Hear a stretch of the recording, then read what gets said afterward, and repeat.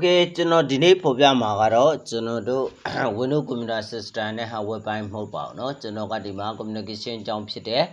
frequency ရဲ့ wavelength ကြောင့်ကိုကျွန်တော်က relation တွက်ဖို့အတွက်နည်းနဲ့ relationship ဆက်သွယ်မှုအကြောင်းလေးကိုဖော်ပြသွားမှာဖြစ်ပါတယ် frequency အကြောင်းနဲ့ငယ်လေးဖော်ပြသွားမှာဖြစ်ပါတယ်เนาะဒီကလည်းဒီဘက်မှာအတွက်ကိုလည်းထောက်ဖို့ဖြစ်လိမ့်မယ်လို့ကျွန်တော်ပြောပါတယ်เนาะ okay အဲ့တော့ကျွန်တော်ဒီ frequency ဒီဟွာလေးတွေနဲ့ကျွန်တော်ဒီ frequency wavelength အကြောင်းကိုကျွန်တော်တွက်ပြသွားမှာဖြစ်ပါတယ် okay ဆိုတော့ကဒီမှာ find the wavelength in meter for the following frequency အောက်မှာပေးထားတဲ့ frequency တွေက wavelength meter ကိုဖော်ပြပါဆိုတော့က okay အဲ့တော့ကျွန်တော်တို့စတင်လိုက်ကြအောင်เนาะ okay အဲ့တော့ကျွန်တော်တို့သူ့ရဲ့ wavelength နဲ့ကျွန်တော်တို့ lambda เนาะ wavelength နဲ့ကျွန်တော် frequency ရဲ့မူရင်းဆက်သွယ်မှု equation ကတော့ကျွန်တော်တို့ f lambda เนาะ lambda ကိုကျွန်တော်တို့ insert ထဲမှာ simple lambda insert close เนาะဟုတ်ပြီ lambda equal to c okay အဲ့မှာကျွန်တော်ပြောစရာရှိပါတယ် c ဆိုတာဘာလဲ c ဆိုတာက speed of light ပါเนาะ speed of LRGH တွေလိုက်အလင်းရဲ့အလင်းမှာပေါ့နော်ဘယ်လောက်ရှိလဲဆိုတော့သူ့ရဲ့ဟိုကတော့မူရင်းကတော့ကျွန်တော်မှတ်မိတော့ဗျာနော်29425ဘယ်လောက်လဲတော့မသိဘူးဗျာ785လဲဘယ်လောက်လဲမသိဘူးဒါပေမဲ့3 into လို့လဲကျွန်တော်တို့ကယူပါတယ်ဗျာ3 into 10 to the power 8နော် sorry 8 okay အဲ့တော့ C တန်ဖိုးလဲသိပြီ frequency မှာဒီမှာကျွန်တော်တို့ကပြထားပါတယ် frequency ဘယ်လောက်လဲမသိဘူးเนาะသူဒီမှာရေးထားတာ 8180A ကိုတွက်ကြမယ်ကျွန်တော်အရင်ဆုံးเนาะ A ကိုတွက်ကြမယ်ဆိုတော့က8180 kHz ဆိုတော့ F equal to 8180 kilo ကကျွန်တော်တို့က3 10 to the power 3ဆိုတာသိရပါမယ်เนาะ10 to the power 3 Hz ပေါ့ဗျာเนาะ okay အဲ့တော့ကျွန်တော်တို့ကဟိုဘက်သူ့ရဲ့မူရင်း f lambda equal to c ကိုကျွန်တော်တို့က f ကိုထားပြီးတော့ကျွန်တော်တို့ c by lambda ဖြတ်ရပါမယ်เนาะ okay အဲ့တော့ကျွန်တော်တို့ sorry lambda ကိုထားပြီးတော့ဗောနော် lambda ကိုထားပြီးတော့ဆိုတော့က okay ဒီမှာ lambda okay lambda equal to เนาะဒါကျွန်တော် equal လုပ်လိုက်လို့ဒီ lambda အဆိုင်ပြောင်းသွား okay ဟုတ်ပြီ equal to ပြီးတော့ c ကျွန်တော် c by ကျွန်တော်တို့က frequency okay အဲဆိုရင်ကျွန်တော်တို့က lambda ကိုလိုချင်တယ်ပေါ့နော် okay lambda equal to ကျွန်တော် c က3 into 3 into 10 to the power 8 by เนาะ 8180အမြောက်10 to the power 3 okay sorry 10 to the power 3ပေါ့เนาะ okay အဲ့တော့ကျွန်တော်တို့ကဒီမှာ lambda ကဘယ်လောက်လဲဆိုတော့ပြီးတော့ကျွန်တော်အဖြစ်တွက်တော့မဲ့ calculator အကူညီနဲ့เนาะ okay အဲ့တော့ sorry calculator ခေါ်လိုက်တော့မယ် okay calculator ဒါမှနော် calculator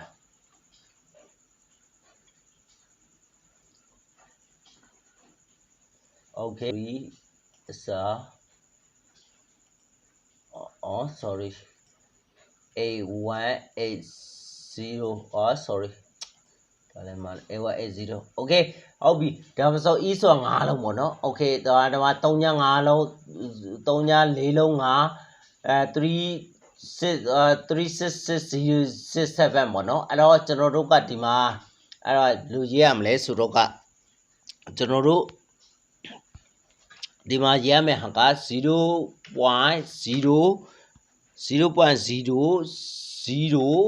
ဒါအမူရင်းအဖြစ်ပေါ့နော်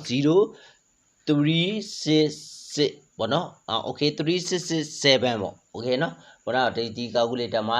ရှိတဲ့အတိုင်းပေါ့နော်အဲ့တော့1 2 3 4 5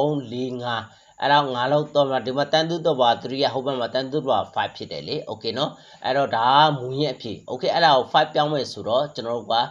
1 2 3 4 5နော်ဒသမ5လုံးဖြတ်ပါမယ်နော်အဲ့တော့ okay အဲ့တော့ကျွန်တော်တို့က lambda lambda equal to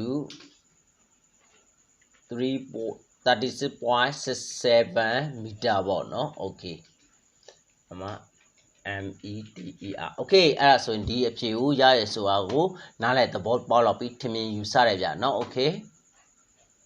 ဟုတ်ပြီအဲ့ဒီတော့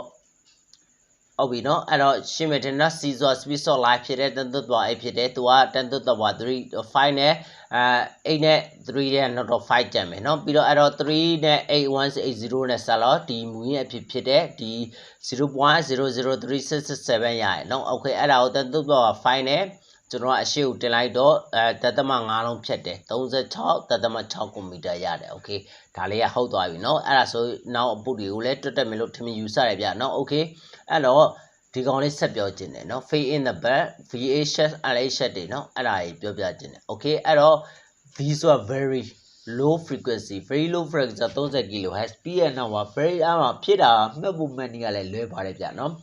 very အလုံးပြီးတော့ low အဲ့တော့ LF လည်းလာလိုက်မယ် LF ပြီးတော့ MF ဆိုတာရှိသေးတယ် medium frequency ပြီးတော့ HF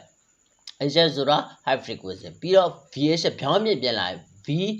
ပြုတ်တယ် V ပြုတ်ပြီးတော့ M ပြီးတော့ M လာတယ်เนาะ M ပြီးတော့ LF လာတယ်ပြီးတော့ MF လာတယ် HF လာတယ်เนาะအဲ့တော့ဒီမှာ VH လာမယ်ပြီးတော့ V ထက်များတာကြီးတာက U ရှိတယ် U ထက်ကြီးတာက S ရှိတယ် shock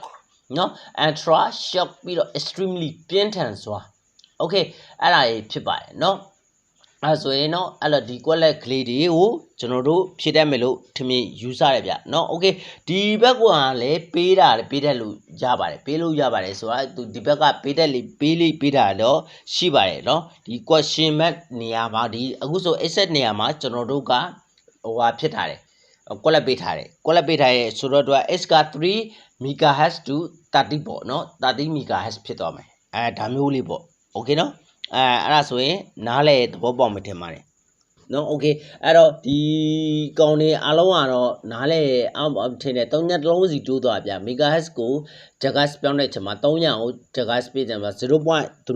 0.3 ဆိုပြီးတော့ကျွန်တော်တို့ကဖြစ်သွားတယ်လေ